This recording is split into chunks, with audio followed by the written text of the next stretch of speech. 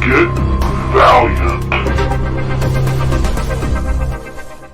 And we are live for number 205. What's happening? Put that thing on mute, Joshua. Let's rock and roll. I'm Hoosier. Hi. Welcome to Get Valiant, episode 205. Long time on my listener, end, no time caller. I try to have the chat open, in another window and trying to time it so that I don't have to hear it and I could pause it. But it doesn't work. I got caught. Oh, it happens. It happens. It's been a little bit since we've been on, so it gives us lots to talk about as far as books, news, everything else. So just a heads up, today we are going to get into Shadowman number 8, Armorclads number 2, The Harbinger number 7, and the unveiling of Archer and Armstrong Forever number 1. Get your ears ready to perk up and listen to some great comic book reviews. See what I did there? And we're going to talk about that. We're not going to talk about Free Comic Book Day yet because there's just so much. It's a lot to go through. We can do that in a week or two. Plus, I didn't pick it up. I had all the my wife's out of town. My wife's in Australia. She's not even out of town. She's out of the country. And my great kids I was like, hey, Free Comic Book Day. You guys want to go? No, they didn't want to go. They didn't want to go on Sunday to get some what was left. I was even today, I was like, talking to my youngest, talking to Archer. I was like, hey, let's go to the comic shop. Nope, didn't want to. So I got the 8-year-old. He's ready all the time. And then the 5-year-old just turned 6, so she's the 6-year-old now. Yeah, she will I don't know. She's just okay, if that's what you want to do. I don't know what it is. I'm just very, very lucky. So, well, my kids like stuff that's at the comic shop. They like free comic books. They like Pops, Funkos, those kind of things. My oldest son, he likes action figures. The comic shop by my house has action figures, but yet none of them wanted to go. It was really odd. And it is what it is, but I would have liked to have read the little Bloodshot part in it just to kind of see where it's going. Yeah. One of the things that comes up on news, and it's one of the things that we ask that you guys do, is participate in the chat right now. And we got Jim Garcia, number 98. He talks about the new Ninjak book, and that was solicited in the Free Comic Book Day. So with killers, or it sounds like super killers is what they're calling it. So it better well damn sure have KI6 or I'm rioting. It makes sense that they changed the name, and it sounds like it's not going to be an issue 5, but it's just going to be a brand new issue 1, which with the big break in the title, it makes sense to launch it with the new number 1. I'm really glad that Jeff Parker is sticking around, because I thought that Jeff Parker. We're mixing names up left and right over here, but glad that Jeff Parker's sticking around, because I thought his writing was phenomenal on the book. I'm trying to think who the artist is again. It's just Jim Norton, not Jim Norton. I think you're right. Yeah. Yep. He came back it was the artist that was on A&A, right? A+A. Which my first name is So it should be good, And I saw on one of the memes. There's a meme site. Is it Bloodshot Core? He had showed a picture that he saw somewhere, and he was trying to guess, and he was hoping it was Final Witness. Mike Norton. There you go. Mike Norton. I feel like if you think Final Witness is ever going to come out, it's never going to come out. That book doesn't exist.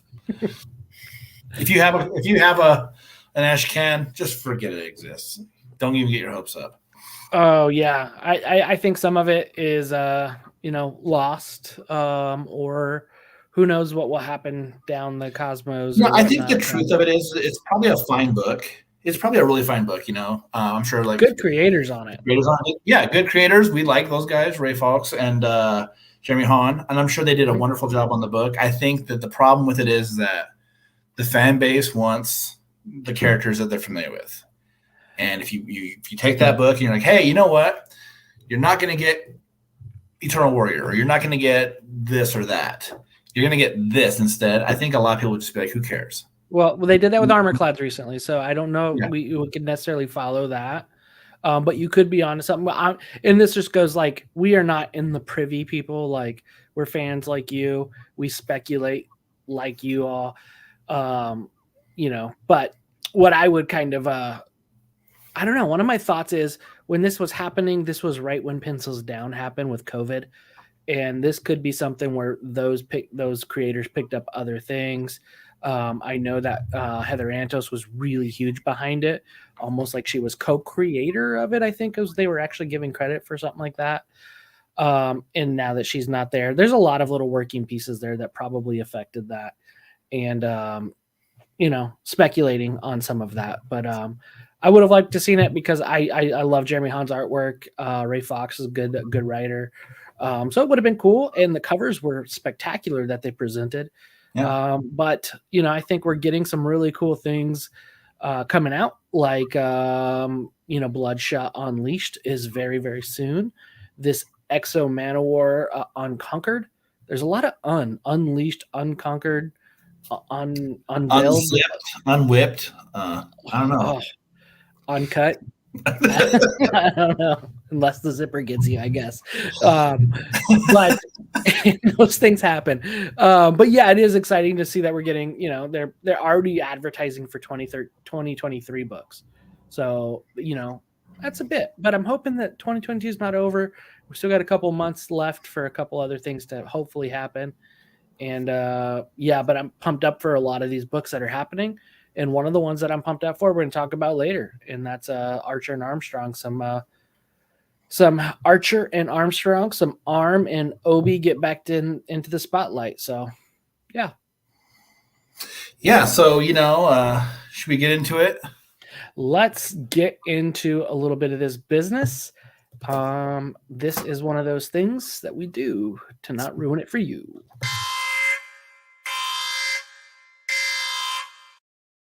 And that there's what you call an RV, Clark, or a spoiler pause.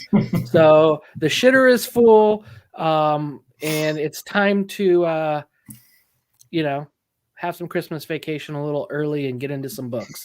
So I would hope that we're gonna start with Shadowman. I hope that you've read it by now because you've had quite a while. Absolutely, this book came out April 13th, written by Colin Bunn. Art by Pedro Andreo, John Davis Hunt doing the covers, Claudia, and then Miko Suyan on some of these. Miko, I think, did the pre-order, or the pre-order. He did the pre-order edition. It's beautiful. It is. Everything Miko does is pretty much freaking awesome. Yeah, but I think one thing I like about the cover itself, I have it right in front of me, so right here. I love the effect around Shadowman, like this greenish light fire, whatever you want to call, some kind of mystical energies that are erupting around him. I love how it looks with the stone hard visage of the Shadowman right there. It looks awesome. I thought it was just an Instagram filter, but yeah, it's cool. I mean, it probably is. I'm just, no. But whatever effect that he threw to the art, though, I'm just saying, I thought it really made the cover stand out. This was the only cover that was available at my shop when I bought the books. And I was like, wow, I'm so glad I was able to have the privilege of getting it, because normally I don't get any of these books anymore. It seems like in my shop. But yeah, great cover. So this last issue is the big finale of this book. So what we get is all the abattoirs and Punk Mambo and Shadowman, and they're all getting ready to have their big mystical throwdown with Deadside. And just to kind of talk a little bit about the book, about what happens, the abattoirs and this whole group, in fact, they know that they can't really match, pound for pound, blow for blow with Deadside. She's God in human form now. And I thought the way that they kind of channeled the other gods of the little pantheon into themselves, which made for some cool looks, some cool visuals to kind of help with this exorcism of Deadside. I thought it was a pretty interesting way to combat her, because I felt what are they going to do? We know that Shadowman just can't go toe to toe with her. None of these people have the actual ability to just step to her. Right. Yeah. I think it's interesting their approach, right? To, like you said, go to the pantheon and then basically have them try to keep their word with the Deadside, but yet let this spell that Punk Mambo and Alyssa kind of do to basically embody them. They kind of let it happen, right? So it was, I like how Punk Mambo or Jack basically talks about, they stuck to their word, but they know how to play the game. Yeah. They it's almost like a genie, right? Like if you give a genie, you better make sure that you ask it just right, or it's going to be that dude on Instagram who asked to do Photoshop and he totally messes it up. Like, can you make me taller? And it makes just the stuff that guy does is hilarious. But I think that's kind of how, when you look at the these voodoo gods, how they work, how they operate. And so it does a weird approach where they do that. And then Jack really is just really to a degree trying to keep peace. It's not much fighting of his going on in this issue, which is weird. But it like to take the body away from the dead side is really kind of what the mindset is. But the dead side did a lot of work to get there in the first place without a body. So it's kind of like, did we really solve much at all?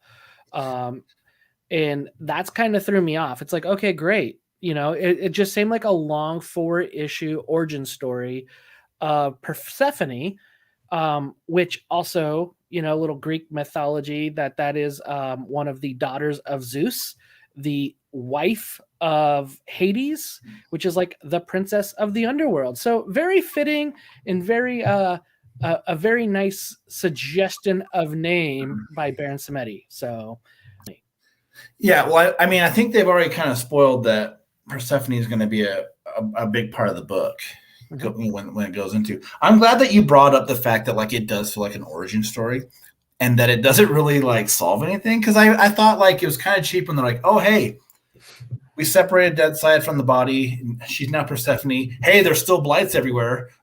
Like, right? Did you guys do anything? Like, what is this ending? There was also something that was really weird about some of the inner dialogue that kind of bothered me, and I just let it bother me, to be honest. I mean, I'll tell you what it was. When they do the ritual to kind of bind these gods into the avatars, there's a line where it says, like, the ritual takes seconds or maybe decades. And I thought, what the hell does that mean? Like, I get what you're trying to say, but I mean, you can't use that line of like time. You can't use that measurement in this situation, because then it's like doesn't make any sense. Like if you would have said like it maybe it takes hours, I would be like, oh, okay. But to me, it's like when people misuse literal, you're like, whoa, it really took decades. Like, what? Right. Like, or I mean, even something a little bit more like a week. Okay, you know what I mean? That you later. It's just like how much shit could go down in like the time frame of you guys doing this ritual. It just seemed like a really weird line to have in the book, right? Where it's just like I was like, what do you mean? It took like I understand if you can't tell like it inside your mind, but the way that you're framing everything seems very like spur of the moment, like everything's just kind of happening. To have something like that in there, I just thought was odd. But enough of that rant. But yeah, I mean, like it was kind of like it was a decent ending to these 8 issues, but it's a bit of a letdown too, just because I did think like the only thing that they did was get some new avatars, and now we have another person running around. Like nothing really. There's still blights. There's nothing got fixed. Yeah, I think. Yeah. I do like in the opening pages that we did get to see Bloodshot and Exo, and that we're seeing these blights. Yeah, that these blights are actually affecting more than just this one small piece of the world. I like that Bloodshot just had like a big crazy ass arm. That was cool, because I feel like we don't ever see him do too much to his body to change it. And the only time we ever really did was like in Harbinger Wars 2, which if you want to forget about it for a moment, don't ever think about that book again either. But he grew bat wings and things like that. He was pretty gnarly looking. And so like showing him here with like a big, like mutated arm for a second, beating up demons was pretty cool, I guess. Yep. Yeah. I think, I'm really hoping that Book of Shadows kind of, uses this to be something bigger. I, do believe and trust in that Cullen Bunn is using this to set up a bigger story, which Book of Shadows is supposed to do that. But this seemed like such a big event that, I felt like we should have, I felt like I kept left me wanting a lot more. It left me wanting to see quite a bit more. This is a big story that could have gone on for quite a while about multiple attempts trying to beat the dead side, multiple more attempts. But it seemed like it happened pretty quick. And it just, I don't know. I just felt like it's something that could have went a little bit longer, could have been a different way. But, I think Book of Shadows is going to be more of that. And that's what leaves me excited about this. I'm liking Pedro Andreo's art. I thought that was fantastic. I do think Hassan with the lettering continues I was admiring just a number of these books because I think he's on all 4 of these. Just the way that these are all set up, his layout with lettering is actually really, really pretty great. I agree. But ultimately, I'm going to be around a 3 for this issue of 8 of and kind of where I am with the whole arc is right around a 3. So I would have had a little bit higher for the whole arc if this one would have stuck a better landing. I'm exactly where you're at. 3 out of 5 for me. I think the problem with it is that, for one, the previous issues have really sold how big a deal these blights are. We've seen that it's like hell on earth, in some of these spots. I mean, if you're going to show us this, I think I just need a little bit better of an ending where it's like, okay, you know what? They're done for now. We put a little bit of a cap on it. We put a little bit of a plug on it. Not something for, that's going to stop it for good. Should have given me something better. Yeah. But, I still have faith in Cullen as far as going forward with the character and what Book of Shadows will be. I mean, I thought he's done, for the most part, he's done pretty good work at Valiant. Forget about Roku too. But, it just didn't have the great ending. Yeah, it left you wondering a little bit more, but and we're getting it. That's the thing. We are getting it. I hope it wasn't a waste, not a wasted opportunity, but I felt like there was a lot that could have been done there. But that's where that person writes the book and I don't. And I was trying to find out what this was for the print runs for Sean that asked an interesting question about the Armorclads print run. I know that they've now multiple print with it, which is really great. It's been I think you mentioned, it's been a long time since we've heard about a Valiant book selling out. Yeah, it's been quite a while. And what's weird is I think they're not going to do another printing. Is that right? I haven't heard anything about there being a second print, but we haven't heard about books selling out, And so it's weird to me that it's Armorclads. So either A, they got people really on board with it, and that's great. Not a big deal. There wasn't a ton of covers for it. There wasn't a lot of shop variants. I've hardly seen any of the 250 for sale anywhere. Yeah, so I've seen them pretty pricey if I did see them, but yeah. Yeah. So, I mean, I would say this. Congrats on that one. That's cool. It's shocking. It's shocking to me that it's oh, you know what? We haven't had any issues of Shadowman sell out. We haven't had any issues of Harbinger sell out. But this one. So, that's cool. I'm glad that it's happening. It still shows that Valiant has some success. But yeah, give a second print. I'll buy it. Yeah. One more for our box. I just got done sorting all my books. I'm ready to put some more stuff in, man. I am glad that happened, right? And I think that probably goes to some of the success from number 1 of the actual story, right? So a lot of times, and it happened a couple weeks later, so it might have been the word of mouth, hey, this is actually a pretty good book. Hey, it had a pretty good intro. But then it's also very speculative solid art too. Pretty good team. Pretty good art, but it's very speculative. You have a bunch of first appearance characters. You know what I mean? I know it's not Exo Manowar, but a number 1 Exo Manowar is not the first appearance of Exo Manowar, right? These are all namesakes, first time appearances. So I don't know. I know that I feel like the speculative market is back up, not quite to what we were in the 90s, but I feel like it is definitely up, and that may have had something to do with it. But also the way it happened a couple of weeks later made me think that it had something to do with the quality of the book and the word of mouth. Yeah.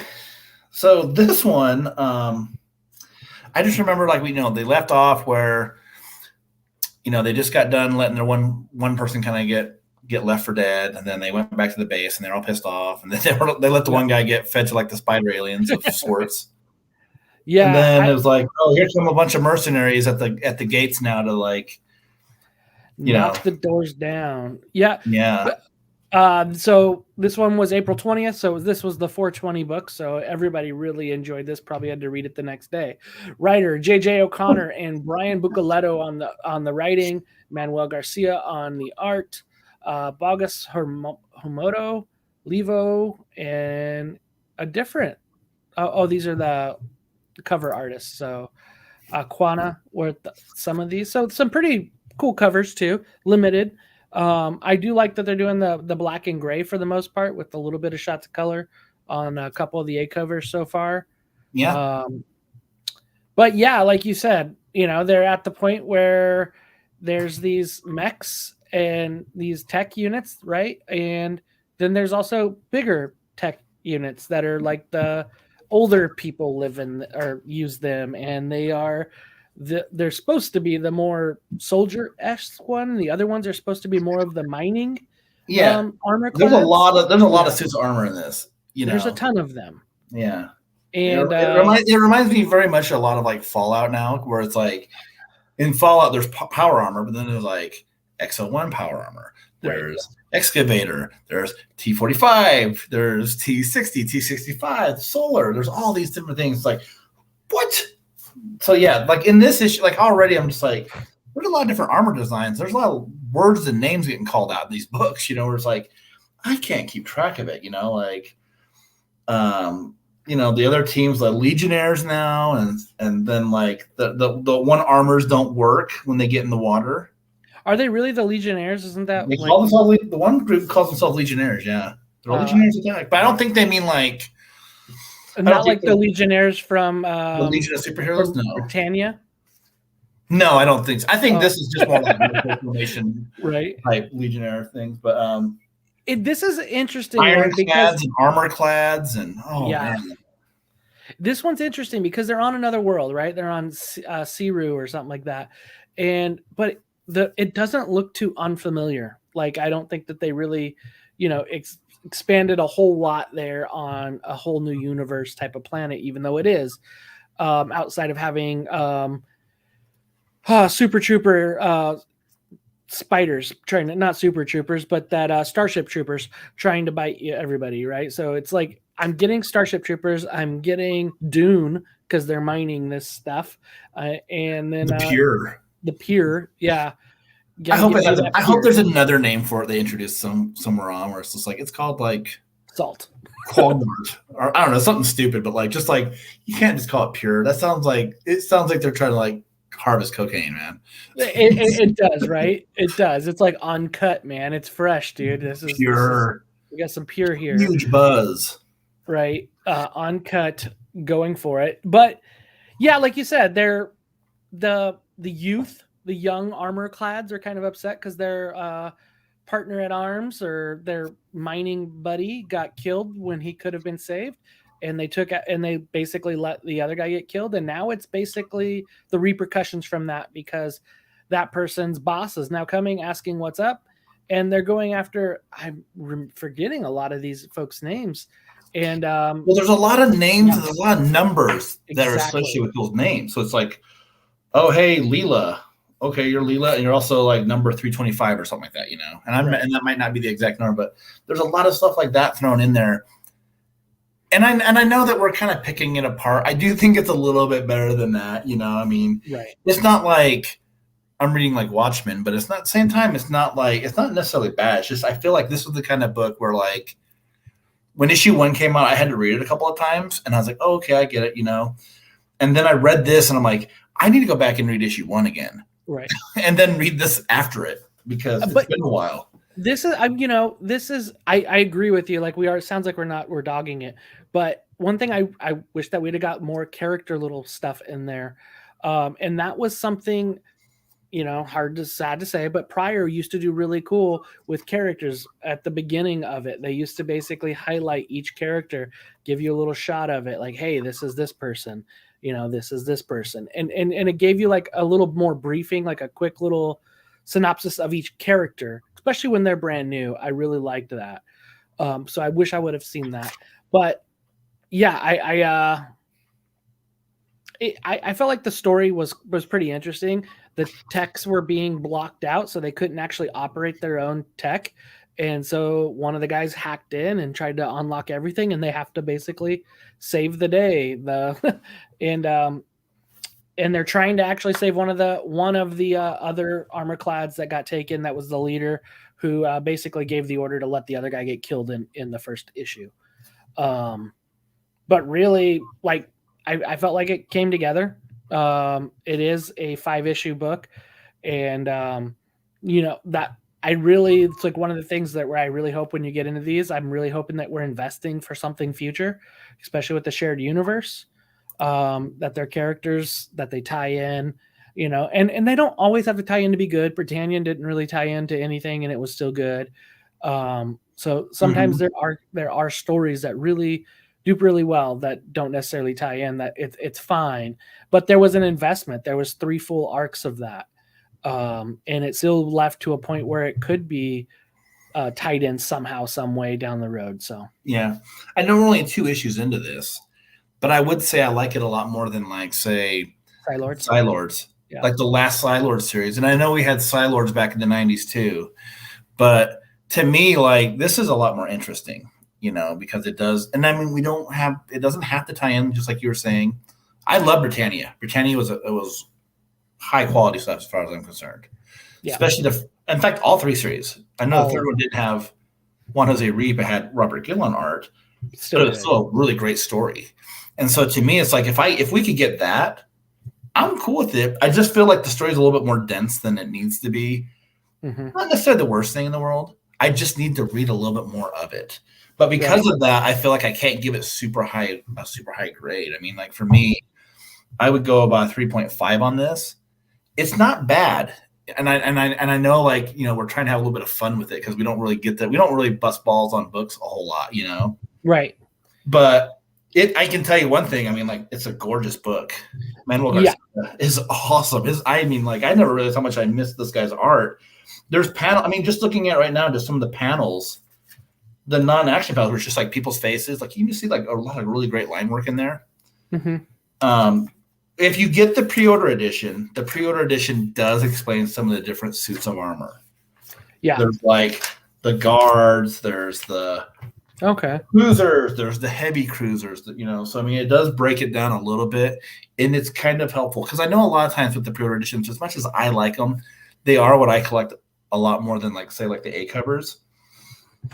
A lot of times it's just like, hey, here's 8 pages of script. And I think that stuff's cool. And I like looking at, like, how the art differs from pencils to inks to full color. But I did think, oh, you know what? I'm glad that they thought to put something like that in this book, because we are seeing a lot of armor. We're seeing a lot of different names thrown out there. I do feel like it kind of helps a little bit just to know a little bit more about some of the stuff. I also hope that when they started this big fight, and again, this whole book is like, it's pretty action packed. There's a bunch of dudes in like cloaks.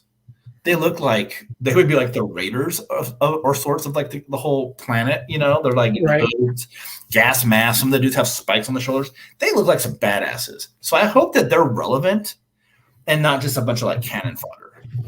Because some of them are out there like just like sticking spears in dudes and like shooting crossbows at people and like whooping some ass. And they do look pretty cool. So I'm like, okay, I hope these guys, like, they amount to something and not just like, hey, they got killed for some pure, down the line. Yeah. I think just like when I'm hearing you talk, one of the things that I'm curious about, and I'm right there with you. I think I'm gonna be at like a 3.25 on this story so far. And I did like it. I was I was pleased with the story. And I think I'm right there with what Sean says in the chat, just hoping that it stays in the universe. But one of the things I get a really vibe off of this is that, like, it almost seems like it's made to sell and be a movie, made to sell. You know what I mean? So far, it's got like Netflix sci-fi story to it.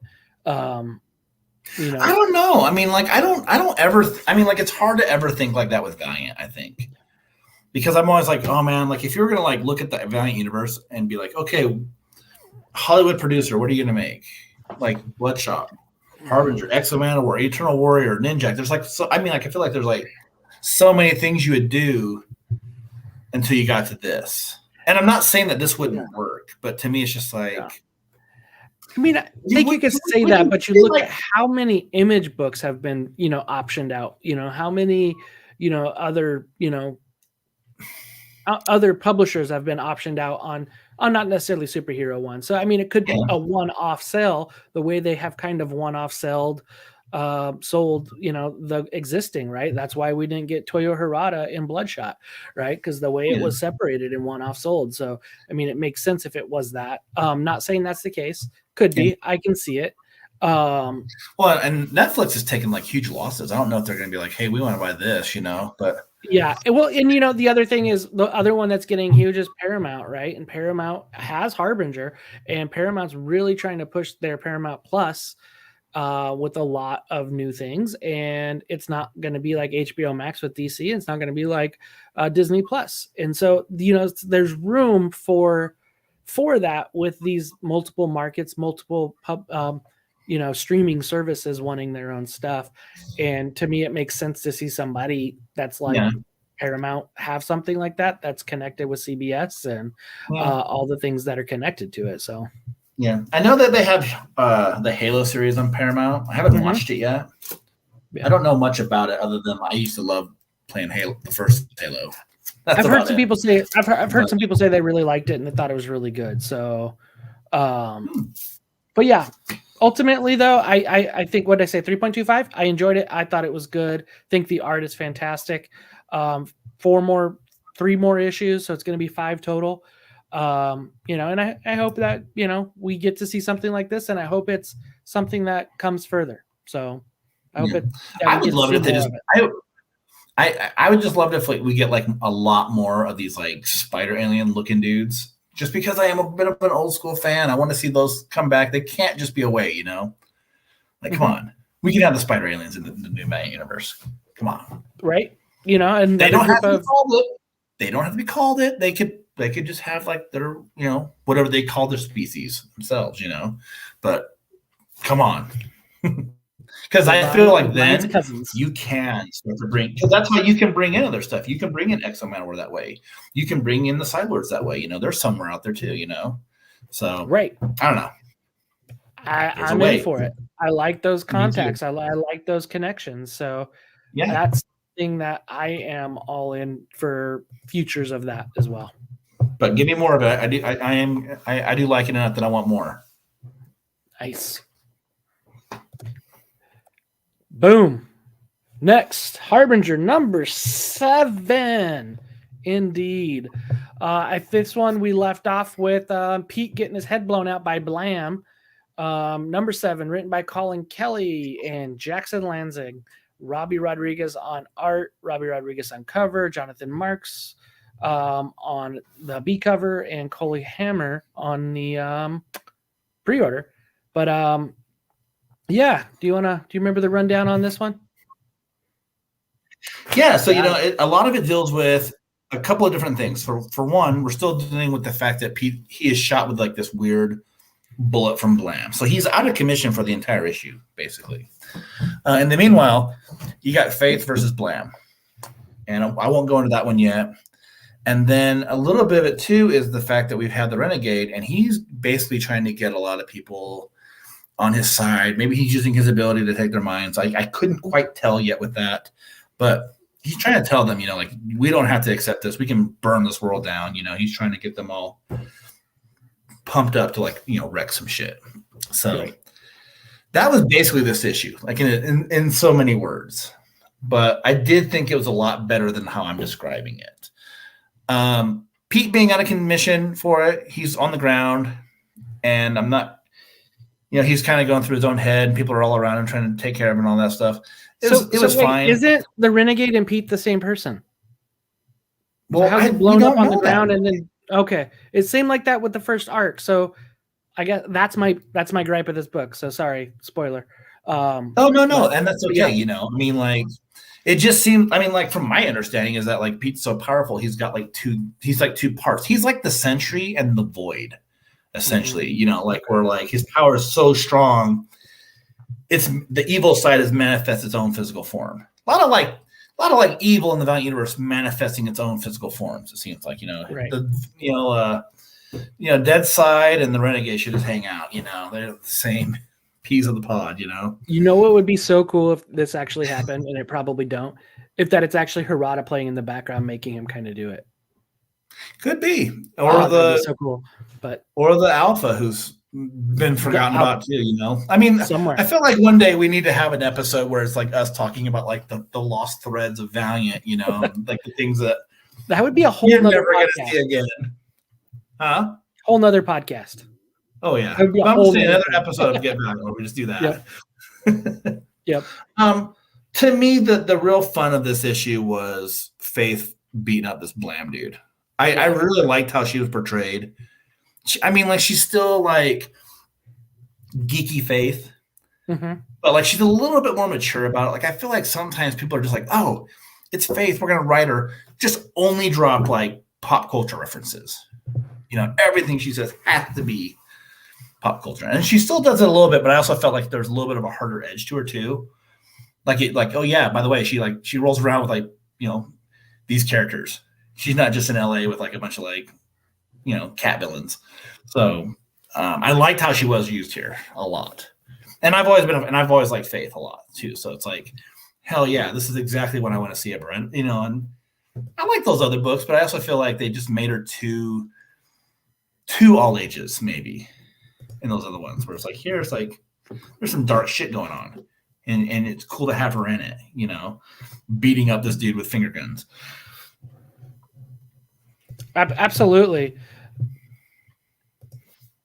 I think that's kind of one of the cool things that I like about that was that.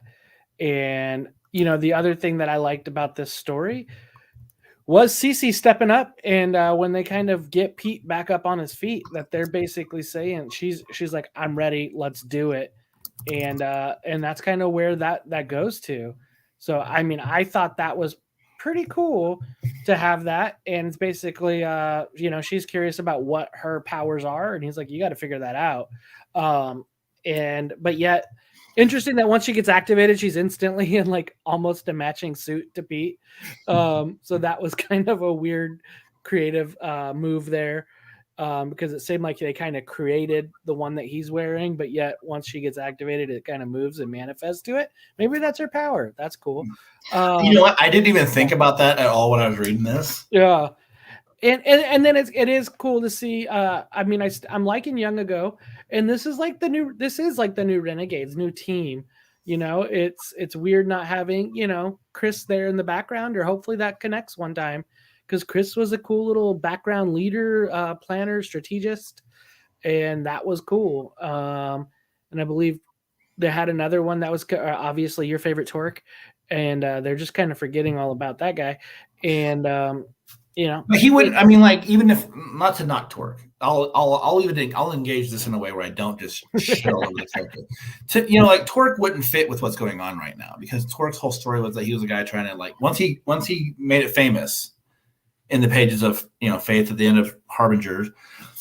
He's a movie star guy. Like he's not cut out to go get involved in this. He doesn't give a shit about like Pete Stanchek or any of the stuff with science. He just cares about himself, really. And who he is? He's the Miz. Yeah, he's douchebag. No, yeah. book that movie, okay? Yep. He'll do it. He's kind of like Cena a little bit too, though. Mm-hmm.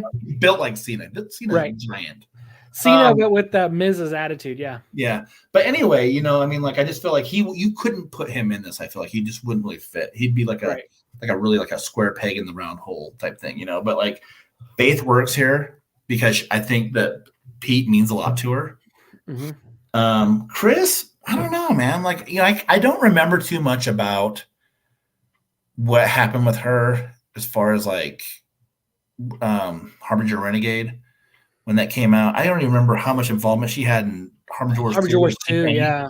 Yeah. So to me, it's like, I know she just wanted to kind of like be a normal person. Yeah. Like the things that she was doing with the Renegades was more like, I think a little bit more groundbreaking, like trying to expose Harada and like all this like stuff that's hidden in the media and things like that, Yep. That's not what this story is. But, I'm really high on this book. I don't know really high, but I'm high on it. I do like it a lot. I like where it's going. I'm sad that I think the next issue is going to be the last issue. I'm glad the creative team has stayed through the entire thing. Right. It'll make a good trade paperback, I think, if they do like a 8-issue one. I'm not sure if they're doing a 4-issue one or not. I don't pay too much attention to the trades. That came out this last month. Yeah. Oh, did it really? Yeah. It'd make a good 8 issues. I mean, I don't know. That's just me. But I like the fact that there is like the nods to the old continuity. We still have Titan running around causing chaos in the background, like his mind's been kind of taken back over by the Renegade. I do kind of think that the Pete thing is like the Sentry and the Void of Marvel Comics. And if you don't understand that one, then I apologize. Yep. It's been a long time since I read, but I really think that's kind of what we're dealing with here. Like we have the guy who's so good, his evil side has to manifest, and his bad side is really bad. But we'll see how they stick this landing, because I feel like it's been kind of a downer point with some of these books, like XL Manowar didn't end great. And Ninjak, I mean, the writing was good, but it's just like you wanted more of it with different art. Right. So, I mean, like it was kind of a mixed bag on the ending. Shadowman's ending could have been better. So I'm like, I've liked the writing on this a lot. And I know that's not what everyone's opinion is on the book, but I've liked it a lot. So I'm hoping I like what they do with it. But I would give this book about a 4. I'm pretty happy with it. Yeah, a 4. Okay. I think I enjoyed it, right? Like I really like the story. I like where it's going. I like the character. I like the redemption of Pete. I like this Sayat City as kind of like a place to kind of sit in. I hope it stays around longer. I hope it's not done in 8, and I hope that it doesn't just resolve itself kind of like, Dead Earth, Dead Side, right? I want to see it kind of stick around a little bit, and I want to see I think it's kind of cool to have the Sayat City, especially in the middle of Chicago. And then I love how it connects. I do like how we're getting Faith within it. I do like how we have Titan in it. Still want to see some of the other Harbinger characters, like the Gen Zeros, like the Zygos. I don't care to see the Zygos, but I like that continuity of like, hey, they're still out there, and having some understanding. Or that'd be a great way to end this book. Like, hey, let's go find the other ones that are gone or that are taken, and it's kind of going back out and trying to recapture, or set free those other Sayats. Ultimately, I'm gonna be like 3.5 on this. Again, number 8 is really going to determine a lot of what happens with this story, and what I really overall feel of it. But I'm enjoying it. I've been pleased with it. Art is great. The writing seems really cool. And true to the characters. Like you said, Faith was a little different, but yet was still true to herself, but pissed off and more mature. So that was cool.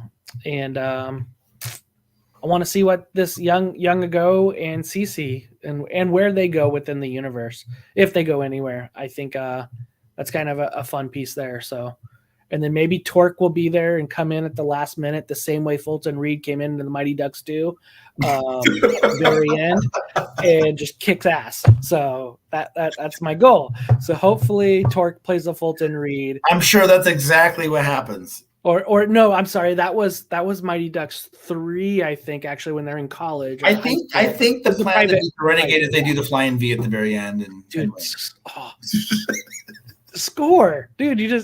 That'll be knocked out of the park, right? And it's basically Pete throwing like Torque as a big ball right at something. I don't know. That'd be cool. That's it. I think we just rewrote the shittiest book ever, but hey, somebody would buy it. Maybe. All right. We're moving on to another book. And wow, have we gone through 3 already, huh? Yeah, we're getting close to the end, man. Oh, man. Well, it's time. It is time for the lovable duo to make their way back to your loving eyes. Archer and Armstrong, Forever, #1 by Steve Fox and Marcio Ferrito. Archer and Armstrong Forever, #1. Bam. Oh, man. Let's see. You want me to go through it, or do you want to do the rundown? Either or. I mean, again, we get to see, or we don't even get to see off panel. We get to hear Faith talking on the phone with Obadiah Archer, and they're now roommates. Archer is now rooming with Armstrong, and just so happens they live right underneath the pub. And Armstrong loves to come out of the bar naked, and some farmers. Yeah, that's so silly. Some farmers steal the satchel, and Obi, runs through like Spider-Man trying to get to this, and goes for the rakes and the hose, but they let him know that they're the farmers that literally have rakes and hose in their hands, and they're trying to get the satchel. And in the meantime, they break it up. They cut off Armstrong's ear, and it doesn't heal. And so this leaves Archer going crazy, thinking that his immortal friend is no longer immortal and he's dying, and he wants to get that fixed. And so they search out for some items and whatnot. But yet these farmers obtain the ear and they try to sell it to a man. And so did you see or feel, or is there, am I overlooking it? Am I missing it? Did they have some type of connection with Edison's radical acquisitions? Because this old man said, look at my garage for my acquisitions. So it makes me wonder if there was a tie-in to that, mentioning something of, just that there's just the mention of acquisitions. I wonder if there's something to that. I don't know. I don't believe I picked up on anything. I mean, it could just be like a interesting wordplay within the Valiant universe, Yeah.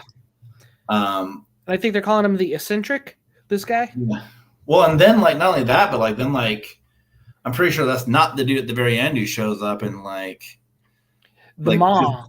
Yeah. Yeah, it's one of the eccentric's acquisitions, one of his creatures that they call the maw.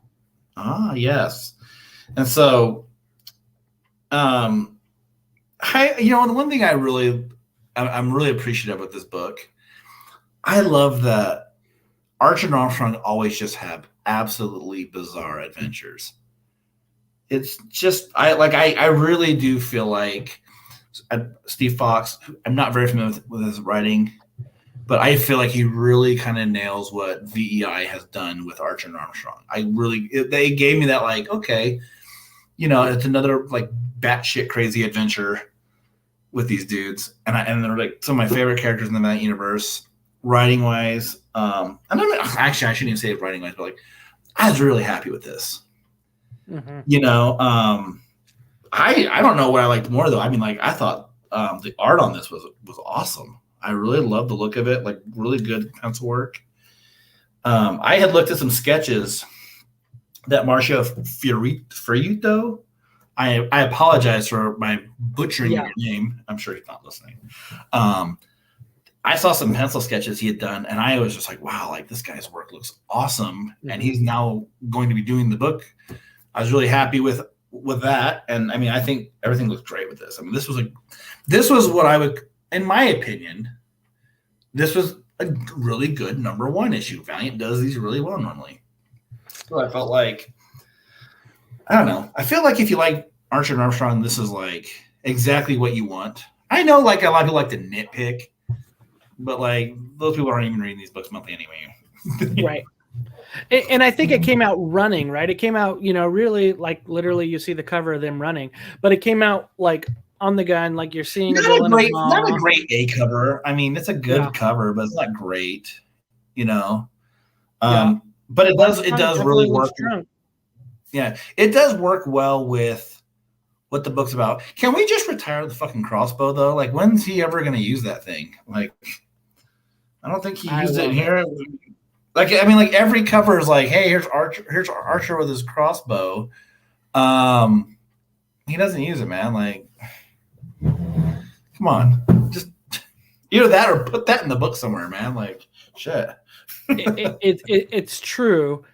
And he just beats people up, and we still get.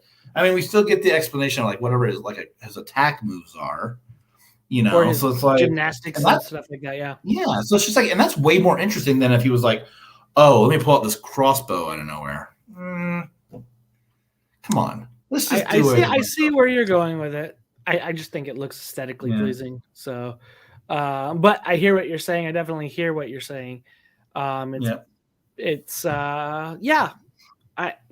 I dug how it started. I dug how it went through it, and these members trying to connect to kind of see that there may be a little bit of connection of sect around still, which was a pretty cool tie in there. But yeah, Armstrong missing an ear, still bleeding. Ma comes, getting a what seems to be like a big villain right away from the first issue. I hope it just works its way out for more than one arc, and that we can get something that kind of hopefully may stay on it a little bit. I like the fact that like if you have any like kind of knowledge of these characters, they did bring up the boon. Like there's that one panel where he's like, I'm functionally immortal. He's like, but even the boon's power has like an expiration date, Right. So the way that I think the one thing that's really confusing about the way the boon works is that each of the brothers was affected in such different ways, where like Armstrong doesn't ever even die. He can take like just a massive amount of punishment, but nothing kills him. Galad dies, but he comes back. He has a place that he goes when he dies. Ivar, I just don't think ever dies. Well, Ivar has like the reason he's just jumping time, right? So he actually seems like he has an expiration date. It's just that his jumping time to go to these all these different and he places. probably, and I'm sure like in a way he knows it because of what he does, because he's going through time, so he probably knows where his body finally rests. So like, I mean, it's just like one of those things where it's like, whether it's just a fact that his ear isn't healing or the fact that there's something wrong with like the magic of the boon. It's always interesting just because it's like one of those things where it's like, it doesn't make any sense kind of, but like we accept it as fans. We're like, oh yeah, it's the boon, but like we've seen Armstrong get shot through both eyes with like crossbows and things like that. And it's been nothing kills him. So I always just wonder like, how the hell did it work? And then you still want the magic of the satchel, right? Yeah. And you get that. And you get that a little bit too. Yep. Yeah. I thought, I mean, like as far as like the way these books went, I feel like the way we graded them, like this was the best book out of the four. I love these characters a lot. The art was awesome. I love the fact that like the facials, like the face designs on everything, like no, everyone's making the same face. Like Psylords had beautiful art. Again, to bring up Psylords, but like that book, everybody had the same like facial expression. Right. There was no emoting to the faces. Yeah. It's like I hear like I just feel like I was really happy with this. I hope this book does well with the fan base. I mean, if you like Archer and Armstrong, I feel like this is exactly what you want. Yep. So. Yeah, I enjoyed it. And all the things I echo, and I'm right there like a 4.25 first issue for this one. I liked it a lot. Yeah. I'm trying to be like it's somewhere around there. Like I don't know if I liked it enough to be like a 4.5. I'm trying not to be like so like I don't know, grading so hard, Yeah. But I'm like it was better than a 4. It's probably about 4.25. And just so you guys know, we never talk about this stuff until like when I give my score or when Hoosier gives his score. I don't know what his is, so we're always on the same page with these things, Or close to it. And sometimes we totally differ, though. So it has happened. So yeah. I mean, I think that is a great start, and you're getting Archer and Armstrong #2 on June 8th. So you got to wait a little bit, because it just came out on May 4th. So it was last week's brand new book. Yeah, but I do feel like as far as like any of the books that we've gotten lately, whether it's been like in the last year, like Exo Manowar, like I feel like Exo Manowar didn't feel as much like Kent's Manowar or Venditti's Exo. It didn't feel anything like those. But Shadowman was different. You know, I mean, like it felt a little bit different. Like it had like a cohesive direction it was going. But to me, like this one really feels like it was just like, you know, it's just another creative team. The characters feel the same, and that's exactly what I want. Yeah, I like that I like that direction that's going in. Yeah, I do dig that. You know, obviously it could change a little bit, but I'm at the point where, you know, I really want a good continuous run of a book. You know, and I think a lot of folks that kind of come into that's kind of the case. And we had a chat offline a little bit where it was a small one, but it was talking about the small issues. And I think Sean brought it up. Is there going to be more than 8? They're going to be more than 4. And so part of it's like, it's, you know, it's all on sales is kind of what you always hear. But then you could look at some books where, you know, for one that was one of the top sellers for years. And the reason the first issue is worth so much is because it didn't sell a whole lot, I guess, comparative, but was Walking Dead. It took a while before that got word of mouth, before it got trades to upload new clients, right? You onboarded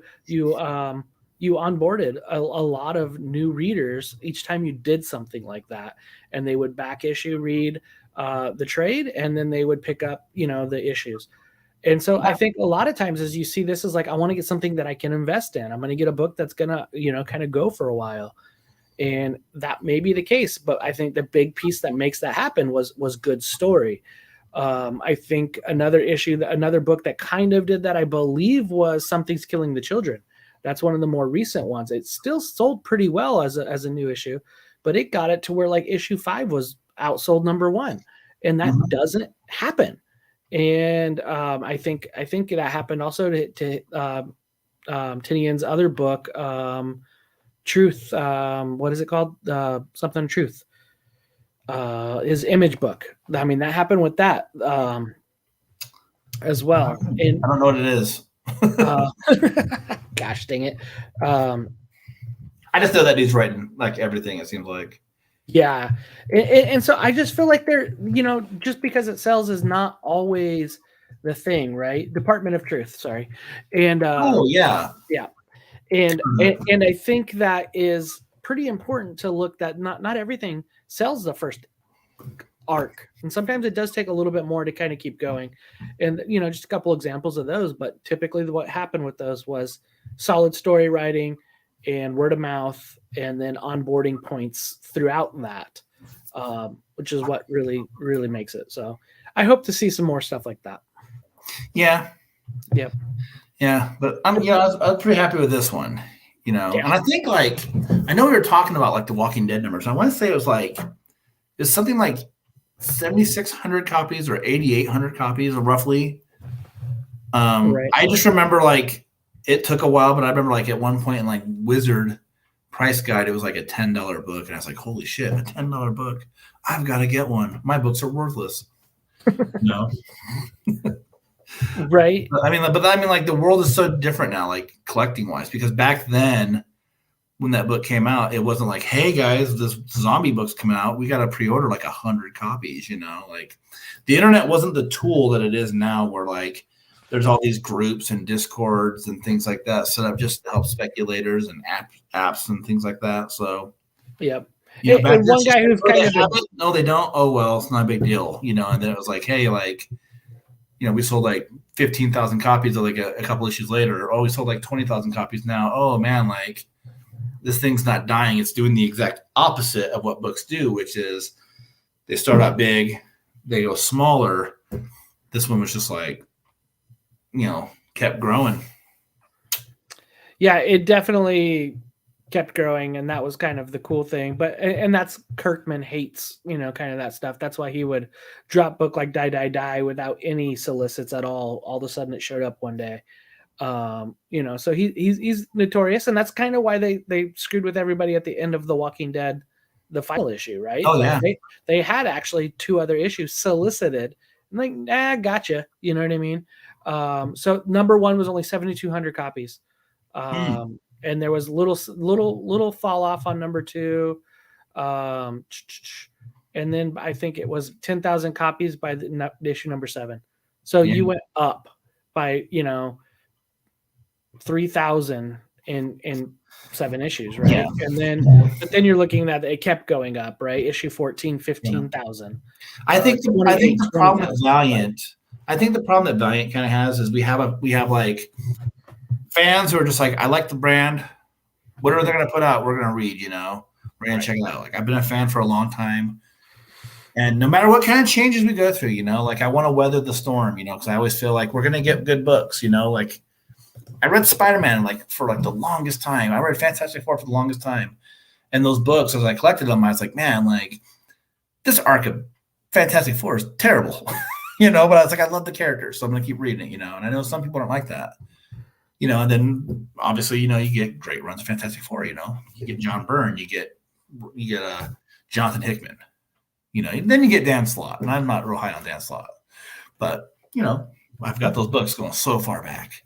And I think like that with Valiant, where I'm like, okay, like Exo Man of War volume, was it 5? That was Dennis Hopeless. Like I didn't love it, but I'm going to stick around, because I'm hoping that 6 is good. I feel like right now we've got fans that are like, I hate everything that's going on. I just exist in the fandom just to be unhappy about it. And it's like, that's cool, but I would direct my energy somewhere else, man, into like something I like. Like so much of what I do with comics, I try not to leave negative because comics is a big part of my life. If I'm not happy, I'll go spend my time on something else. I just wish there was a way to unite the fan base a bit, because I feel like a lot of the older fans like complain about weird things where they're like, oh, the quality's not there, or we think the books are woke, or we just hate DMG, Yeah. I don't know, pick your reason you don't want to be a fan, and that's cool, But to me, it's like, man, if I felt that way, I'd go do something else, man. Just not to be a dick, but just to be like, it's just not the way I am, man. I don't want to be negative about comics. Like when I wrote reviews, I never wanted to be like, this book's dog shit. Don't read this. Like I would just be like, I'm just not going to write a review of that book. Right. It's just not for me. So I don't know. It's easy to tear things down. I feel like it's harder to be like supportive, but I do wish at some point I'm like, God, there's got to be something where it's like with everybody, where the old fan, the new fan, the soon to be fan, what is that book that Valiant can make that like all 3 of those can be like, we like it. I feel like Archer and Armstrong could actually kind of be that book. I really do like it. I do feel like as far as like any of the stuff's gone, it works, Yeah. Well, I know the book that did it, in the recent history, seemed like it was Divinity. It seemed like it was Bloodshot Reborn. So it seemed like there was some books along the way that kind of did that you could look back on. And I put in there, it has been 10 years since the Summer of Valiant. So 2012 was when Valiant kind of came back out. So it's 10 years running, which is great, which is longer than the first iteration. So keeping that in mind, I think that's kind of an interesting kind of piece to look at now. And also, a big thing that I think you and I talked about, we would like to, give some thanks for Valiant, former Valiant employee Greg Katzman that has recently departed to go to CBR. So yeah. I always made comments that like Greg was like the hidden member of like Get Valiant. He was like if you and I and Eric were like Charlie's Angels, he was like our Bosley, like in the background, like always feeding us information. And we say that, but like he really, in a lot of ways, was like the 4th member. Greg would chat with us all the time and just like pick our brains about like, hey, what do you guys think about this? Like, I feel like never in my involvement with knowing anybody at Valiant, not Dinesh, not Hunter, nobody, was ever like, hey, like, what do you guys think of this stuff? There is always like, I mean, they're always happy and nice and polite to us, but like at the same time, I feel like Greg was the kind of guy who would just be like, what do you like about the like stuff? Like, what do you not like? Like, he's like, I respect no matter what your opinion is. Right. Like, he's like, I don't care if you're negative. Like, you're talking about the books. You're taking time out of your day to do these episodes. Mm-hmm.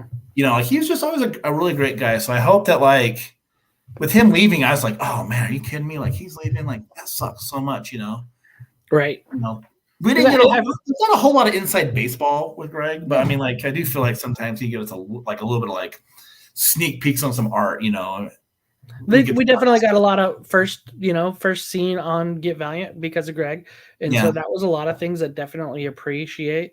I'm wishing the new the new leaders over there a lot. I'm hoping that that they all do well, and really excited for Nick Osborne taking that role. Who's been on the show was Valiant or Comic Watch, Valiant Watch at one time. So really hoping that Nick does well. Nick's a great guy. It's just sad because Greg was one of those that you would call a friend, and but give it that there's still great people there. I still appreciate Danny. Danny's awesome, kicking ass, and so definitely that excited for Nick. But a big thanks to Greg for what he helped us out with the show and being a friend of the show, being a friend. So wishing well, and we'll follow his career going forward. And I've had the chance to speak with Nick recently, and I feel like we just we definitely invite Nick to kind of take a little bit of notice of what we do here. If you ever want to talk about things that are going on at Valiant, you're more than welcome to step on and be a part of an episode, because we like Nick. Absolutely. And I know that Nick, and speaking with Nick recently, he's even been like, hey, if you ever want me to come on, we can talk some Valiant. So we'll definitely do that, just because like we at least know him. I feel like that's the easy part about it, Right. Like with conventions not being around for a while because of all the pandemic shit, it's been hard to be like, oh, we need to get like these creators that we talk to, because we don't talk to any creators nowadays, man. Like we haven't had anyone on the show for a while, but I haven't been to a convention. Colin Bunn, but you didn't get to make that. Yeah, I didn't get to make that episode because I have a little child who's a pain in the butt. So but even then though, I mean, that was a while ago. Yeah, it was. So I'm like, man, we got to get back in form and start doing some of that stuff. So I'm looking forward to this year. Hopefully going to some shows. I've got the Rose City still just sitting there, hoping we can do some cool stuff. That's going to be great. There's going to be some fun stuff coming, right? And just looking ahead of time, what month are we in? We are in May, the month of May. So we just had Archer and Armstrong. We have Armorclads number 3 on the 18th. Harbinger number 8 is ending out on the 25th. And then we get Archer and Armstrong number 2 on June 8th. So a couple books ahead of time here to go to. And then what was the next number 1? Book of Shadows in July 27th. So, I mean, ultimately, we're getting more than 2 books a month. I think there is a month coming up where we only have 2 again, but it comes up, I think June we only have 2, but then we get in 3 again in July. So, which is nice. So hopefully we keep that up. So whatever they gotta do to keep the books coming. But I feel like the books have gotten better. I mean, I know there was a period where like things were rough, but I feel like this is pretty good, man. Right now, just give me more of it. Give us more, and hope for more from that. We know we got Ninjak, we know we got Exo, we know we got Bloodshot. Those are some heavy hitters in the future. So, all for it. Well, all right. Everybody, thank you all for jumping online, jumping in the chat. We'll see you guys in a couple weeks, and stay tuned. Hit like, hit subscribe, hit Facebook, hit Twitter, whatever.